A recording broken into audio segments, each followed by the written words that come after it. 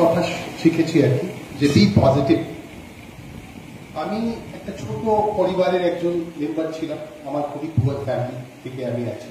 বাবা একটা চাকরি করতে রাখি, আর তখন থেকে আমি স্টার্ট করলাম। আমার বাবা বলতেন যে তুমি আইএএস আইপিএস অফিসার হয়ে যাও।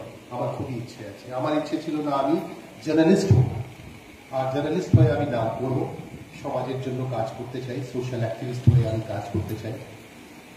বাবা বারবার আমাকে বলতো, কিন্তু আমি বললাম না, আমি মাস কমিউনিকেশন করবো, আর আমি জার্নালিজম করে আমি কিন্তু ক্যারিয়ারটাকে ঠিকঠাক করবো, আর সোশ্যাল কাজ করবো, মানুষের জন্য কাজ করবো, সমাজের জন্য কাজ করবো।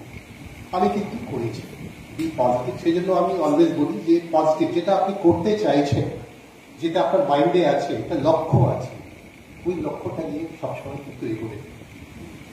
আপনার বাবা সবসময় বলবে যে না না, আমার ইচ্ছে আছে তুমি ডাক্তার হয়ে যাও, কিন্তু আপনার মন বলছে যে না, আমি শিক্ষিকা হব, আমি শিক্ষক হব।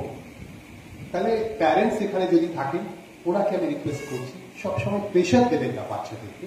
ওনাকে প্রেশার দিয়ে বলবেন না তুমি ডাক্তার হয়ে যাও, তোমার ইচ্ছে করছে না আমি আর্টিস্ট হব, আমি একজন শিক্ষিকা হব, আমি শিক্ষক হব।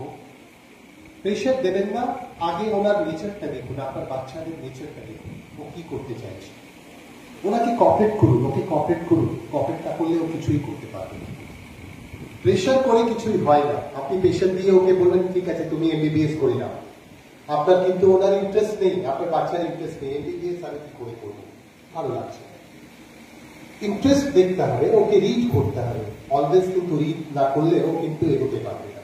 সেজন্য আমার একটা ছোট্ট রিকোয়েস্ট, আপনারাও প্যারেন্ট হবেন, বাচ্চারাও আছে, শিক্ষিকারা আছে, স্কুল কলেজের প্রিন্সিপাল আমার খুবই প্রিয় মানুষ, গতবারও আমি এসেছিলাম, আর কি কথা বলে গেছিলাম। ভালো বক্তা নয়, কিন্তু আপনার সাথে আমি কথা বলতে চাই, আর কিছু না, স্পিচ আমি দেবো না।